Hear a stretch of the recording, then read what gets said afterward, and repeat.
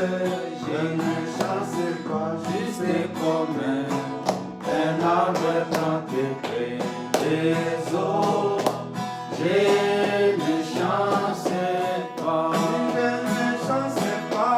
je ne chancelle pas, je ne chancelle pas, juste comme un arbre planté près des eaux. Je ne chancelle pas. Caché dans l'Église, je ne chancelle pas. Caché dans son amour, je ne chancelle pas. Juste comme un arbre planté près des eaux. Je ne chancelle pas. Oh, je ne chancelle pas. Je ne chancelle pas. Je ne chancelle pas. Je ne chancelle pas. Juste comme un arbre planté près des eaux. Je ne chancelle pas. Oh, oui, je ne chancelle pas. Je ne chancelle pas. Je ne chancelle pas. Juste comme un arbre planté près des eaux. Je ne chancelle pas. Nous allons prier Dieu. Mettons-nous debout. Seigneur notre Dieu, notre Père, Dieu Tout-Puissant, le Jéhovah de l'Ancien Testament, le Jésus-Christ du Nouveau Testament, ce matin, nous sommes devant ta présence, sous la promesse qui dit, venez à moi, vous tous qui êtes chargés, fatigués, je vous donnerai du repos. Tu as dit dans ta parole que même si vos péchés sont rouges comme les fils de cramoisi, j'ai le pouvoir de les rendre plus blancs que neige. Seigneur, accepte-nous tel que nous venons ce matin.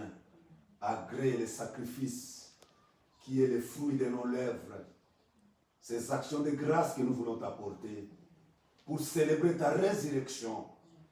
Le socle même du salut du christianisme.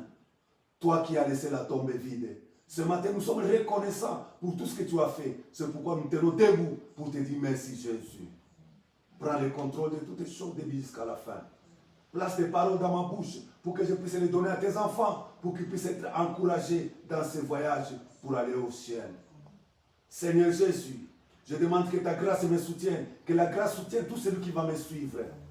Et qu'au moyen de ces quelques minutes, au moyen des ondes que nous allons passer dans ces quelques minutes, Père, que tu puisses venir et nous aider, nous assister. Écarte-moi du chemin, sois une bénédiction pour quelqu'un. Bénis nos cœurs, pardonne nos péchés, pardonne nos manquements et agrée-nous Jésus. Nous recommandons la lecture de la parole entièrement entre tes mains. Il y a des frères qui sont en difficulté, des frères qui sont éprouvés, des frères qui sont en détresse. Oh Dieu, sois miséricordieux ce matin, console-les, guéris les malades, libère les captifs, oh roi, et que ta main puisse se dégager encore. Merci Jésus. Bénis-nous, trempe mon esprit dans le sang, voyage avec moi dans la parole, pour que tes enfants soient aidés. Ceux qui nous suivent à travers le monde, Seigneur, c'est lui qui prêtera l'oreille, qui puisse saisir la pensée de l'esprit et qui soit aidé. Au nom du Seigneur Jésus, que nous te prions ainsi. Amen. Amen. Nous allons directement prendre la parole, la Bible dans Éphésiens chapitre 4. Et nous commençons notre exhortation de ce matin, Éphésiens chapitre 4, les versets 13 et 14. Vous savez que les Éphésiens, c'est un chapitre que j'aime beaucoup. Paul, quand il écrit aux Éphésiens, il écrit à des adultes, des gens qui sont positionnés dans la parole, qui connaissent ce qu'ils ont écrit. Ce sont les Éphésiens. Ils sont différents des Corinthiens. Alléluia. Éphésiens 4, 13 jusqu'à 14. Disons dans le nom du Seigneur. Amen. Jusqu'à ce que nous soyons tous parvenus à l'unité de la foi et à la connaissance du Fils de Dieu, à l'état d'homme parfait, à l'état d'homme fait, à la mesure de la stature parfaite de Christ. Ainsi, nous ne serons plus des enfants flottants et emportés à tout vent de doctrine par la tromperie des hommes, par les ruses dans les moyens de séduction. Amen. Amen. Que Dieu bénisse la parole. Amen. Je suis toujours dans mon inspiration que j'avais intitulé La puissance d'égarement. La puissance d'égarement. Et mon inspiration ce matin, ou mon sujet ce matin, le sous-sujet, je l'ai intitulé La séduction. On avait commencé ça la fois passée, mais j'aimerais encore clouer ici la séduction. Parce que la puissance d'égarement, c'est le résultat de la séduction. Quand un homme devient séduit, directement il reçoit une puissance d'égarement. La séduction. C'est ce que je voulais partager avec vous ce matin. Et il y a beaucoup de choses qui séduisent les hommes. Et nous avons vu avec vous la fois passée que Jésus-Christ a dit qu'au temps de la fin, Dieu était obligé d'abréger le temps parce que la séduction sera grande jusqu'à ce que même les élus, si c'était possible, seraient séduits. Donc si Jésus a lui-même eu peur de la séduction qui serait déclarée au temps de la fin, et il a abrégé le temps pour que même les élus, quand ils vont arriver devant cette séduction, qu'ils ne soient pas emportés. Et là, je vous ai dit que la séduction ressemble un peu à la vérité. Mais souvenez-vous que pour qu'il y ait la séduction, il y a un esprit de mensonge qui est attaché à la séduction. Alléluia. Amen. Je prends d'abord la Bible. La Bible nous dit, Akab qui vivait avec sa femme Jézabel, Akab qui était un frère rétrograde et qui est allé prendre une païenne, et il a amené cette femme. Et cette femme avait versé le sang d'un innocent. Naboth, notre frère Naboth. Et Naboth est mort parce qu'il a accepté de mourir pour l'héritage que son père lui avait laissé. Il avait un champ à côté du palais royal et la femme, le roi Akab a voulu prendre ces champs-là. Mais comme il savait qu'il ne peut pas prendre sans passer par la procédure normale comme c'était un juif, il est allé voir Naboth pour négocier avec Naboth. Il dit à Naboth, donne-moi ton héritage, moi je vais te payer l'argent, comme ça tu vas chercher. Naboth, comme un fils de Dieu, il sait que l'homme est toujours attaché à son héritage. Et n'oubliez pas que notre héritage, c'est le message de l'heure. Alléluia. Amen. Notre héritage, c'est la parole, le message révélé. Naboth a dit, je ne peux rien changer contre la parole de Dieu. Alléluia. Amen. Je ne peux rien changer contre la révélation de la parole. Je ne peux pas vendre mon héritage contre l'argent. Naboth était différent d'Ésaü qui a vendu le droit d'aînesse. Il avait un héritage comme droit d'aînesse, il a vendu ça contre la nourriture. Naboth a regardé et dit non, moi je ne vendrai jamais mon droit d'aînesse. Cette terre, ce sont mes pères qui m'ont légué ça. Et Naboth, c'est des véritables chrétiens. Parce que nous avons les trois sortes de croyants. Nous avons les païens, nous avons les semi-croyants et nous avons les véritables croyants. Alors Naboth, c'était un véritable croyant. Il a dit non, je ne peux pas vendre ça. Et la Bible dit qu'Akab est rentré chez lui à la maison triste. Il ne pouvait pas prendre ces champs-là par force. Et écoutez, frère, beaucoup de gens jouent avec la parole de Dieu. Là où nous nous attachons, là où nous attachons notre destinée éternelle, les autres prennent ça pour jouer avec. Et moi, ça me révolte beaucoup quand je vois quelqu'un jouer avec les messages de l'heure. Naboth, et qu'est-ce qu'Akab voulait? Akab voulait jouer avec l'héritage de Naboth. Il dit, Naboth, donne-moi ces champs ici. Tout un champ, il dit, il va faire quoi? Il va faire quoi avec? Il veut faire un jardin potager pour qu'on mette les légumes. Et pourtant, c'est un héritage, frère. Il y a beaucoup de gens qui prennent le message de Frère Branham. Il faut déjà un jardin potager. Quelque chose pour secourir la famille. Quelque chose là débrouillez-vous l'article 15. Non! Notre destinée éternelle est attachée à ces messages, frère. C'est pourquoi Abraham nous dit garder sa fille. Alléluia. Amen. Est-ce que nous sommes ensemble? Naboth a refusé. Et quand Akab est rentré à la maison triste, la femme d'Akab lui pose la question. Mais comment tu es triste comme ça? Il dit, mais je suis triste parce que je voulais acheter à Naboth ces petits lopins de terre ici. Je voulais lui échanger, lui donner un autre champ, mais il m'a refusé. Alors c'est pourquoi je suis un peu dérangé. Je ne voulais pas voir un frère à côté de moi ici. Ces frères ici, ils se disent des frères authentiques. Je voulais qu'il aille loin, là où il habite, je vais mettre les jardins potagers. Sa femme lui dit, mais toi tu es moi, tu ne connais pas ta position, toi. Comment ton sujet, Naboth, vit dans ton royaume? Comment il peut te refuser quelque chose? Moi, je vais t'aider à récupérer ça. Mais comment? Non, non, moi j'ai mes méthodes. Je vais t'aider à récupérer ça. Et cette femme a fait tuer Naboth. On a tué Naboth. Naboth a perdu sa vie à cause de l'héritage qu'il lui avait laissé ses parents. Il a accepté de mourir. Mais où sont les Naboth aujourd'hui? Des gens qui sont prêts à mourir pour la cause de Christ. Des gens qui sont prêts, pas mourir physiquement, non. Mais les gens qui sont prêts à se sacrifier pour la cause de la parole. Où sont ces Naboth aujourd'hui? Et il est mort. Et quand Naboth est mort, Dieu a envoyé le prophète Élie. Élie est sorti. Je vous ai dit qu'Élie ne demandait pas l'audience pour aller chez le roi. Non. C'était un prophète. Un prophète, c'est Dieu dans la chair humaine. Il allait, personne ne pouvait le toucher jusqu'à devant le roi. Il dit au roi. Il a donné une prophétie. Comme vous avez versé le sang de Naboth, un innocent, les chiens vont lécher ton sang. Ton sang aussi va couler. Le sang de ta femme aussi va couler. Et Jézabel a pourchassé Élie. Mais Élie avait déjà prononcé la parole. Alléluia. Amen. Élie avait déjà prononcé la parole, il est parti. Cette parole est restée parce que la parole de Dieu demeure éternellement. Et la parole de Dieu passe toujours par la bouche des humains, la bouche des prophètes. Cette parole d'Élie a continué à vivre. Un jour maintenant, c'est là où je vais en venir, pour que cette parole puisse s'accomplir, un jour, Israël entre en guerre avec d'autres pays de voisins. Et quand ils entrent en guerre, Dieu a dit ça, c'est l'unique occasion pour moi pour liquider Akab. Parce que son sang aussi doit tomber. Son sang doit être versé comme ils ont versé le sang d'Akab. Dieu venge toujours ses saints.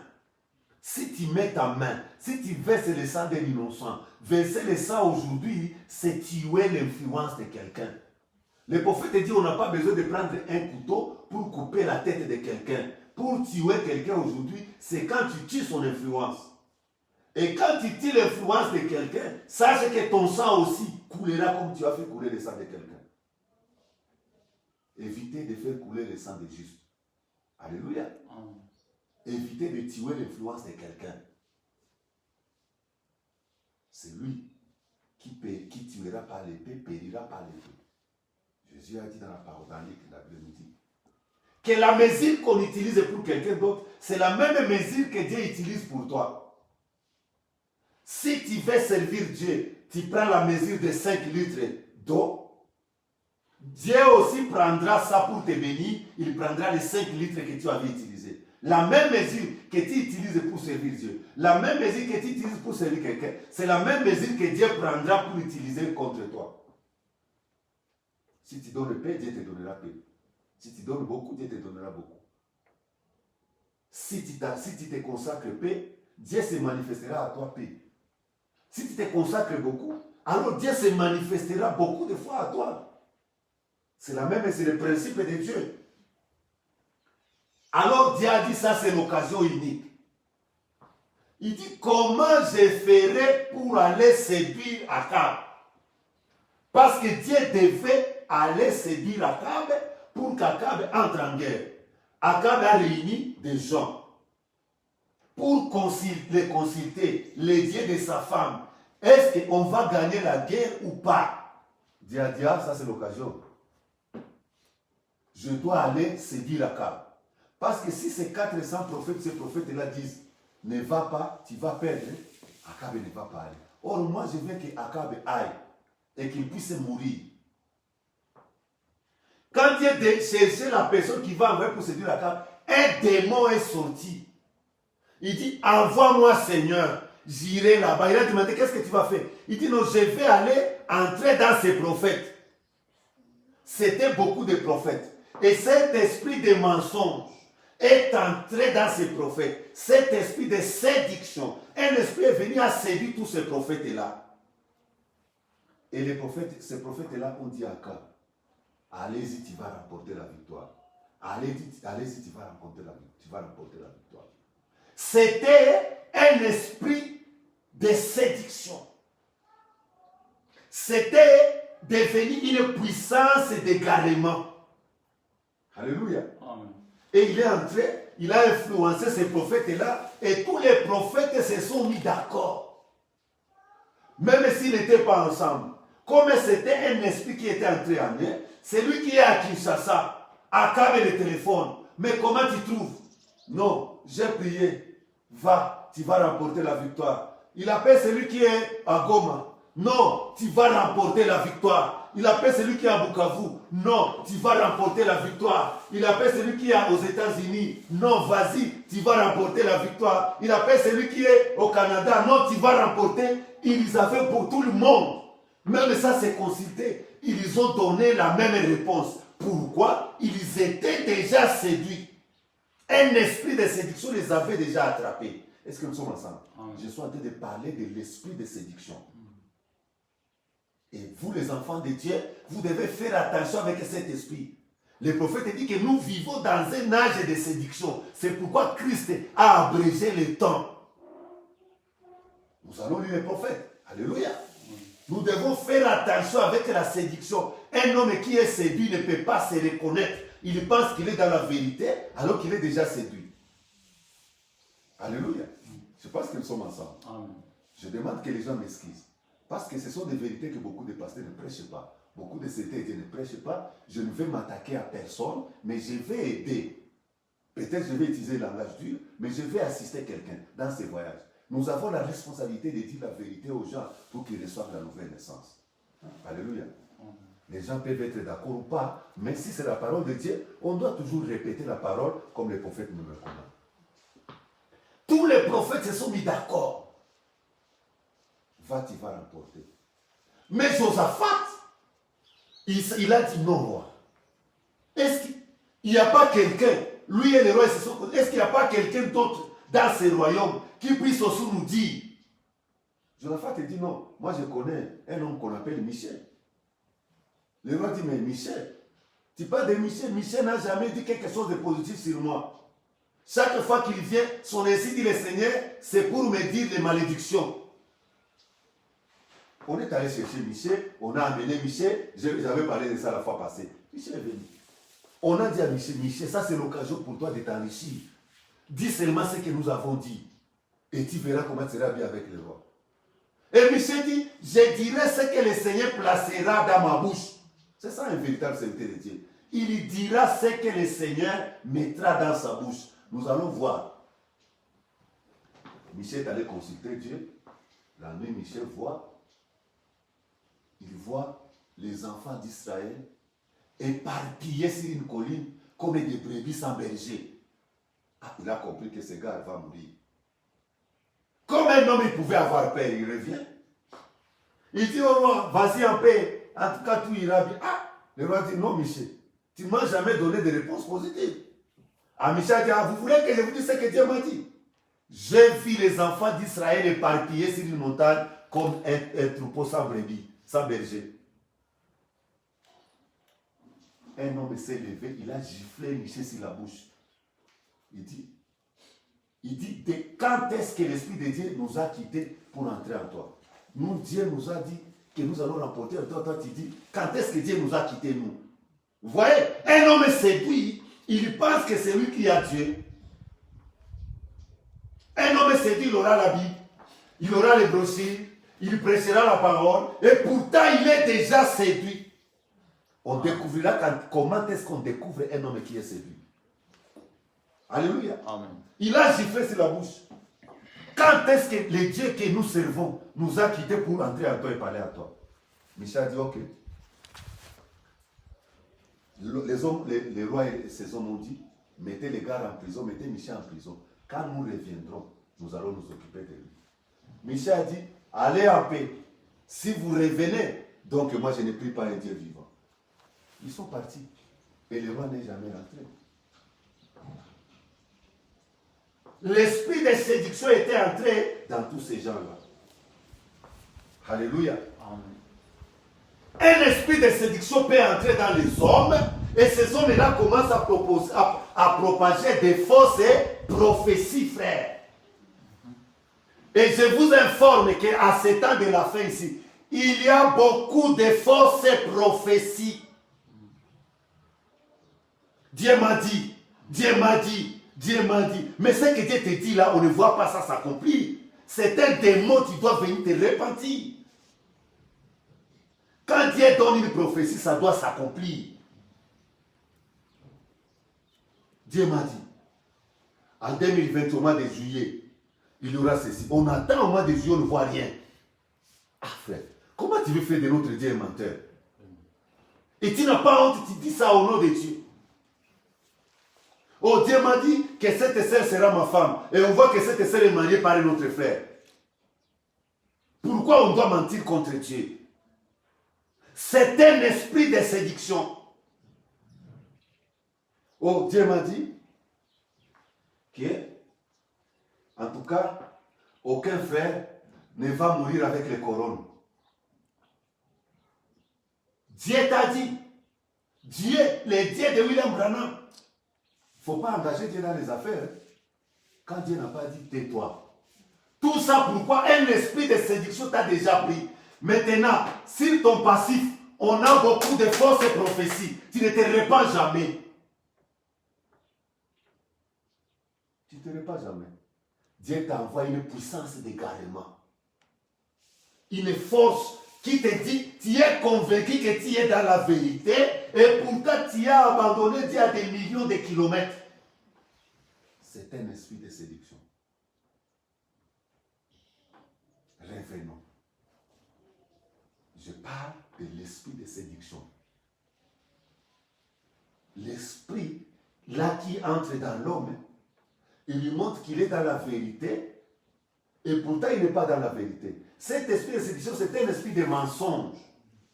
J'irai entrer dans ces prophètes, je placerai mon mensonge au milieu d'eux, comme ça ils commenceront à mentir et le mensonge là devient comme une vérité.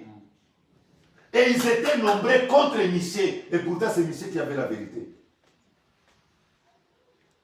Alléluia. Amen. La séduction. Frère, il y a beaucoup de fausses prophéties qui circulent. Si tu attrapes un frère qui a donné une fausse prophétie, amenez-le, dis frère, va te repentir à l'église. Tu as menti pour Dieu. C'est une malédiction que tu gardes sur toi.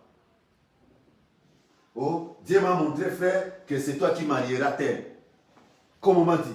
Il essaiera de dire à un pasteur que non. En tout cas, pasteur, Dieu m'avait montré que c'est ce frère ici qui me prendra en mariage. Maintenant, le frère là, il a pris notre femme. Il s'est marié. Et le mariage était bien, on était content. Après, le pasteur me demande, pasteur, c'est comment? Je dis, ça va passer. Il dit, mais la sœur là m'avait dit, est-ce que c'est déjà marié avec le frère? J'ai ri, j'ai dit, pasteur, non, le frère là. Il dit, mais la sœur m'avait dit que Dieu lui avait dit que c'est son mari. Comprenez un peu les choses. Vous voyez? La séduction. Amen. La séduction. Ne mentez pas pour Dieu, frère. Oh non, Dieu nous a dit que dans notre ville ici, coronavirus ne va pas entrer. Après quelques mois, on déclare des cas de coronavirus. Et nous fermons les yeux, nous marchons, nous continuons à marcher comme des moutons. Non, non, non, non, non. On ne peut pas continuer à marcher. Arrêtons-nous. Ramenons l'ordre. Frère, pasteur, serviteur, ce que tu as dit là, c'était faux. Regarde l'arrêté de ça. Viens te repentir. Moi, si je donne une fausse prophétie, je dois revenir, selon l'enseignement du message de l'heure, on doit revenir pour dire que la prophétie que j'avais donnée n'était pas de Dieu. C'était un mauvais esprit, un esprit de séduction. Tu te mets à genoux, un ancien t'impose les mains, un certain Dieu t'impose les mains, il chasse ces démons-là. Si tu continues, à me dire, quand tu persistes dans une erreur engendre une autre erreur. Un mauvais esprit ne restera pas seul, il appellera 7 autres. Et ta situation sera pire qu'avant. Tu deviendras faux prophète. Toi-même, tu te connais. Regarde les noms de prophéties que tu as donnés. Des faux messages. D'autres donnent des faux songes. Pour se faire, pour impressionner les gens. Oh, j'ai rêvé qu'on était parti comme ça. Ils te racontent des histoires, tu te poses la question. Mais ça, c'est un songe ou c'est un film? Ou c'est un théâtre de chez nous? Des fausses prophéties. Beaucoup, frère, beaucoup. Oh, Dieu avait parlé quand on était à tel endroit. Dieu m'a dit ceci. On a vu des prédicateurs donner des faux témoignages à la chair. Frère. Mais moi, c'est terrible, frère. Je vous dis la vérité. Un homme là, il vient, il nous dit, quand on était encore jeune frère, moi j'ai prié Dieu, il voulait nous montrer ses expériences. Un jour j'ai prié, alors j'avais mes pigeons, les pigeons, alors un épervier est venu, il a pris un pigeon, il a amené les pigeons, j'ai vu l'épervier amener mon pigeon là, j'ai dit Seigneur, moi j'écris à ces messages, je veux que tu puisses tuer. Et puis directement j'ai regardé, et l'épervier s'est dispersé comme ça, est mort, il a laissé les pigeons. Oh, on a dit mais Seigneur, merci Seigneur. Merci Seigneur. A dit mais Dieu est terrible frère.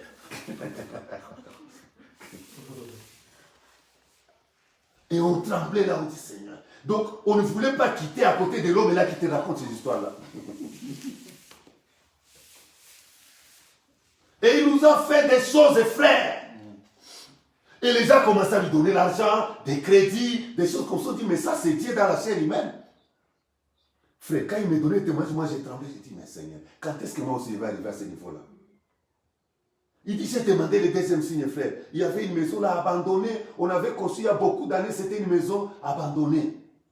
Et j'ai dit, Seigneur, si c'est toi qui m'envoies, je veux que demain les gens de la SNEL viennent installer toute la maison là, les courants. Et le lendemain, les gens sont venus de la SNEL avec des échelles, ils ont commencé à nous dire. Mais on a dit, mais que tu sois loué, vraiment, c'est frère, il est terrible. Et on voulait vraiment prier avec lui toute la nuit pour voir si est-ce que moi aussi. Et ils m'ont amené un autre, on t'a vu frère, on t'a vu comme ça, tu étais comme ça. Et un autre commençait à m'interpréter, frère, tu vois, comme c'était comme ça, il dit, oh frère. Et j'ai tremblé parce que j'aimais le Seigneur. Je voulais vraiment contacter le Seigneur. Les autres ont donné des témoignages. Quand on a vérifié, c'était des faux témoignages, des fausses expériences. C'était un esprit de séduction. Et après, ils sont devenus ici des maïs, c'est quoi, les soldats, c'est quoi, je ne sais pas. Frère, la séduction dans cet âge est trop grande. Il faut la grâce de Dieu pour échapper à la séduction. Amen. Souvent, les gens qui ont la vérité, les gens ne veulent pas les écouter. Exactement. Mais les gens qui sont séduits, ce sont ces gens-là qui séduisent les autres. Oh Seigneur, j'aimerais prêcher cette prédication en live comme ça avec mes brebis pour qu'ils écoutent ça. Parce que cet âge est mauvais. Écoutez. Dieu m'a dit, tu auras un enfant. On entend. 10 ans, 15 ans, frère. Oh non, il faut seulement avoir la foi comme Abraham. Mais pas seulement pour lui. Dis-lui d'avoir la foi. Mais il ne faut pas dire que Dieu t'a dit. Si Dieu n'a pas dit, il n'a pas dit.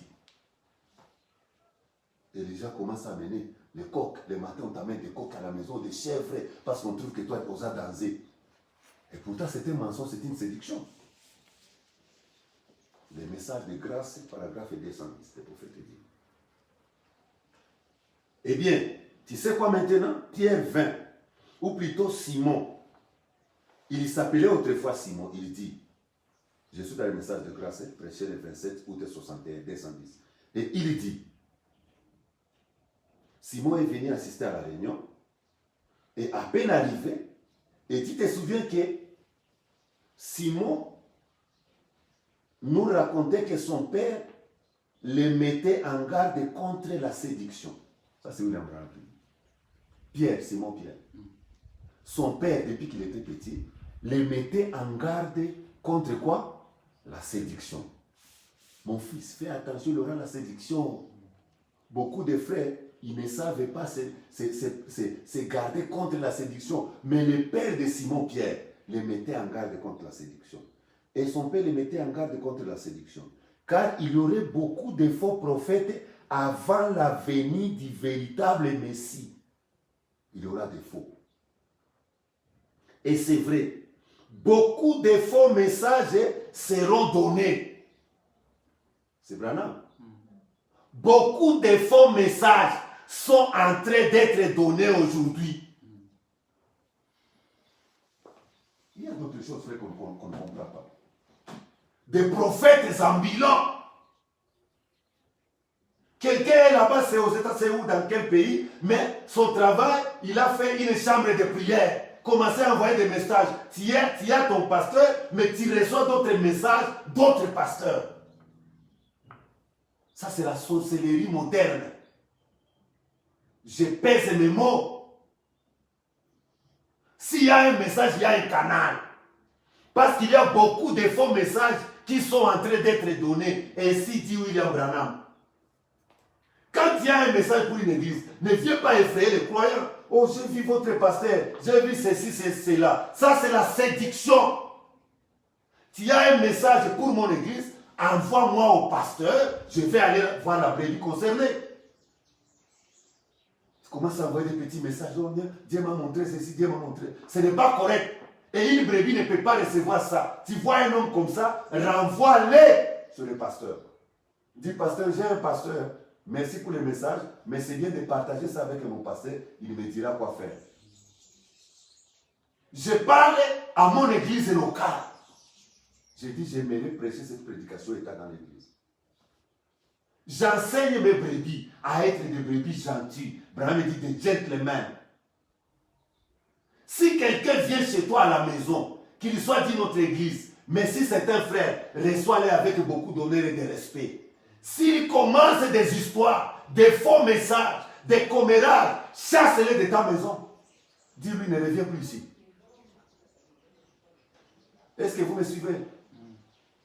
C'est la séduction du diable. C'est la séduction de Satan. Tu viens, même si tu n'es plus pas avec tu es un frère, tu es une soeur, viens t'asseoir. On va t'accueillir. D'autres ne visitent pas les membres de leurs églises. Ils veulent seulement visiter X, Y, Z.